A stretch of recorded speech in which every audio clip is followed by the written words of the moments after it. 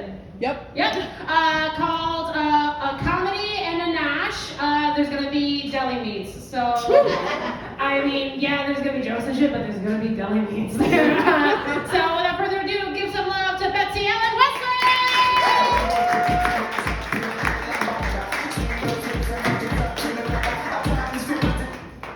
Hey, you guys, give it up for Fee.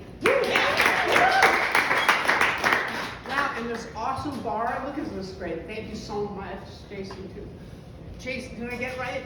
Oh my gosh. Okay, so you can tell I'm older than you guys.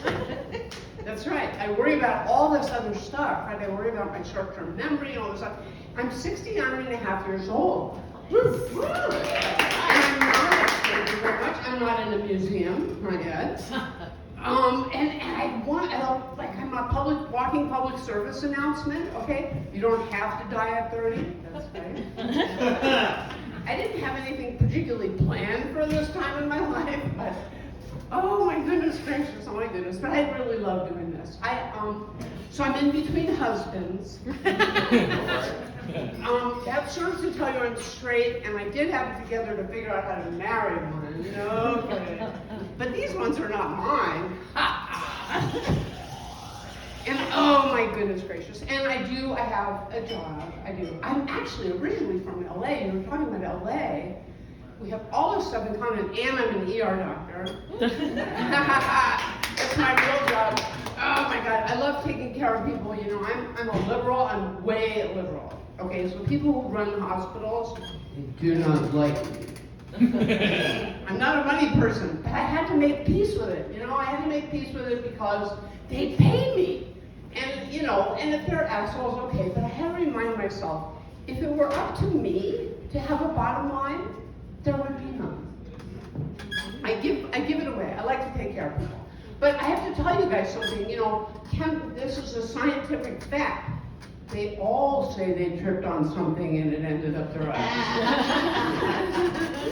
Many years ago, I worked at an Air Force Base hospital, and there was a whole vibrator up someone's ass, somewhere in the phone, you know. They said they tripped on it too. If you trip on it, there's going to be a perforation. If it goes up real smooth, someone intended to put it up there. Don't be putting stuff up there. Come on. You know, people always they love to ask me, you know, what's the weirdest thing if somebody ever put up their butt? Are you ready? Your head. What? And that's the doctors. You know, you got to get the head out of her ass. So I get to do like girl stuff. I'm so excited. You know, I can't get dressed up in my life too often like this. So I get to get dressed up. I'm so excited. You know, the less, and here's the thing.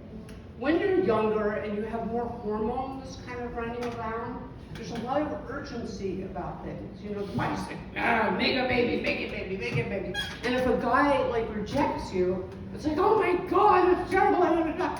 And you know, they say, you know, and when women are younger, for hetero relationships, when women are younger, it's all urgency in the women and the guys just want to screw around. When you're older, and they told me this, I didn't believe this.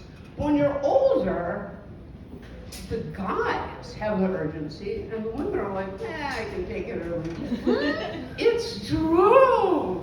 It's so wonderful. So I'm on the apps, though, you know. Oh, you know what they send me on the apps? They send me guys my age. Oh no. Oh no. You know, 2 chins, 3 chins. Oh Lord.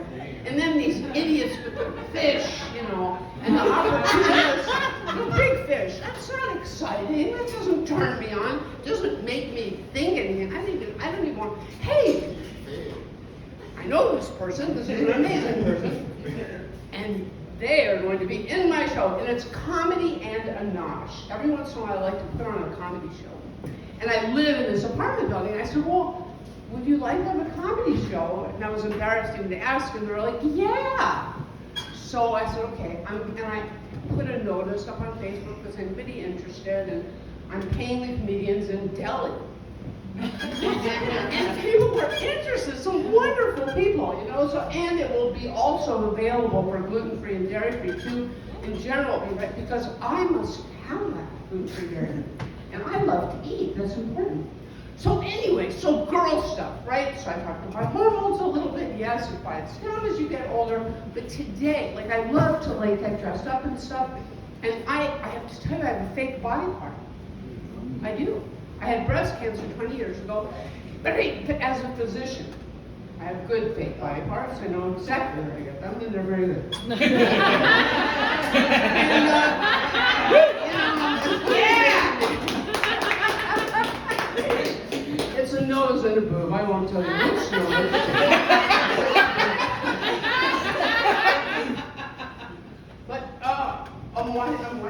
But at two, right? No, you're fine.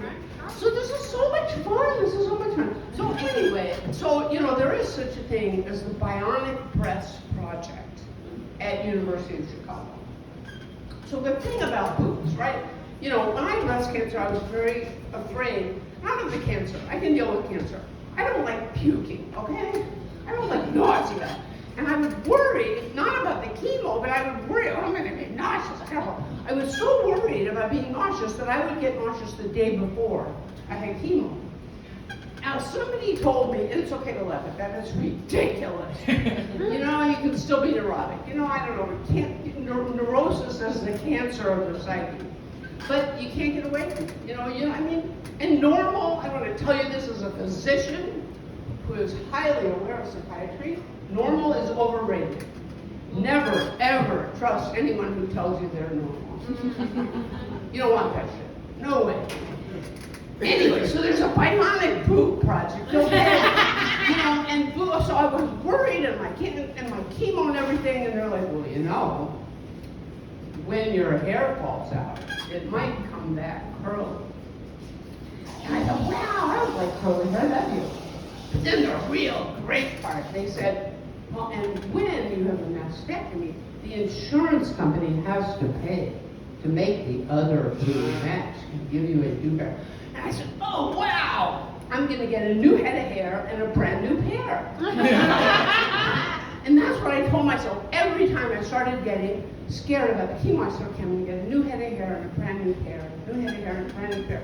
And it really worked because I'm more vain than I am afraid of launching. So there's this, but the thing is, it can look kind of nice, and they have to match, and the nipples and all that kind of stuff. But boobs are supposed to move, they're supposed to have sensation. So the Bionic Breast Project at the University of Chicago plans to make the boobs kind of more close to normal. They move with the wind, and they can call you an Uber and make Saturday night dinner. Never trust a doctor. Trust a doctor. Lawyers definitely don't trust a lawyer. So my dating life, what can I tell you? I'm looking on dating, and the thing is about dating is that for me, I have to be motivated to do CPR. I